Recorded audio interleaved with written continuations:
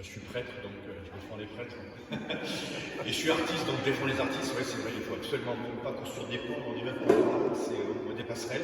Mais il faut le faire. Les artistes chrétiens, ils existent. Des prêtres de bonne volonté, ils existent. Mais c'est vrai que de chaque côté, il y a une méconnaissance et une séparation.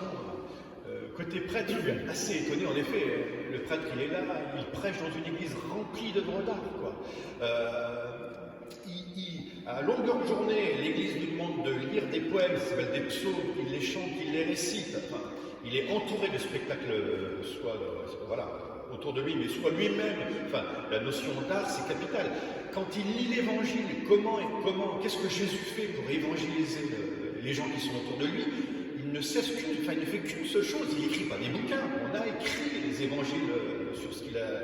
Jésus a raconté des histoires, des paraboles, des histoires mais incroyables, d'une efficacité, des paraboles en tweet de 3 lignes, d'autres 3 pages, 10 pages. Elles sont passionnantes, les paraboles de Jésus. 2000 ans après, on les raconte. Elles sont complètement folles, avec des personnages contemporains. Et évidemment, ça touchait immédiatement, pas uniquement que l'intellect des gens, mais leur cœur. Jésus a évangélisé. Enfin, pour moi, le saint patron des artistes, c'est pas Saint Luc, c'est Jésus. Créateur, Dieu créateur, et derrière l'artiste, il fait un peu la même chose. Quand on se pose la question, faut-il, le lien entre artiste et église, faut-il parler de l'art dans le cadre de l'émission? Moi je tombe des nues. Mais attendez, voulez-vous imiter Jésus-Christ? Voulez-vous être efficace dans la mission ou pas? En gros, c'est ça. Si tu veux être efficace dans la mission, choisis-la. Depuis 2000 ans, je ne peux pas voir ça. Mais c'est la même chose pour la peinture.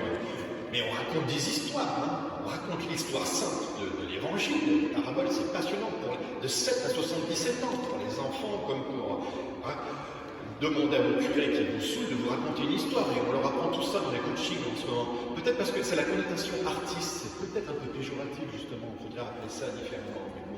Mais je vous assure qu'ils sont en train de se former et comprennent qu'au milieu de leur homélie, si vous ne faites pas un truc un peu vivant, tout le monde s'endort. Ah bon, se raconter une histoire? Faites simplement comme Jésus, et puis après, je vous assure que ça va être efficace. Les 99 brebis qui sont dehors, elles vont revenir. Vous n'allez pas les faire revenir en leur distribuant des livres ou des trucs, en leur faisant une conférence. Même pas d'ailleurs en leur proposant immédiatement les sacrements. Pas liés, quoi, vous voyez. Regardez un site internet d'une paroisse, vous enlevez dedans, je regardais ça pendant le Covid, vous enlevez tous les sacrements, toutes les propositions de sacrements et toutes les propositions de conférences. Et à l'accueil, une soupe populaire accueil des pauvres, c'est pas mal ça aussi. Mais si vous enlevez ça, qu'est-ce qui reste? Donc pourquoi on se... Et donc c'est là que l'Église a absolument besoin des artistes qui viennent dire à l'extérieur, c'est l'évangélisation de rue. C'est pas uniquement prendre une guitare et jouer dans la rue, l'évangélisation de rue. C'est aussi proposer quelque chose. C'est apprendre à parler le langage des gens. Donc ça s'appelle l'art contemporain, il ne faut pas avoir peur de toutes sortes de choses. Mais prendre un bon missionnaire, quand il est en Chine, il apprend le chinois. Voilà, vous comprenez? Bon, aujourd'hui, si vous n'attendez pas le pop rock, le rap, vous voyez, qu'est-ce que regardent les gens le soir? C'est Danse avec les stars, n'oubliez pas les paroles, Star Academy, vous voyez, c'est ça, ils sont entourés de ça, ils aiment chanter, danser. Refusons du spectacle populaire et de l'art populaire pour aller rejoindre les gens. Les saints ont fait ça. Et, juste une chose, Hildegard de Bingen, docteur de l'Église, au XIIe siècle, qu'est-ce qu'elle faisait? Elle, c'est grande, docteur de l'Église, estampillé, tout ce que vous voulez. Elle faisait chanter, danser et jouer ses sœurs, même dans les églises mêmes. Ça s'appelle de la comédie musicale, ça, vous voyez. Et ça a évangélisé les fameux mystères.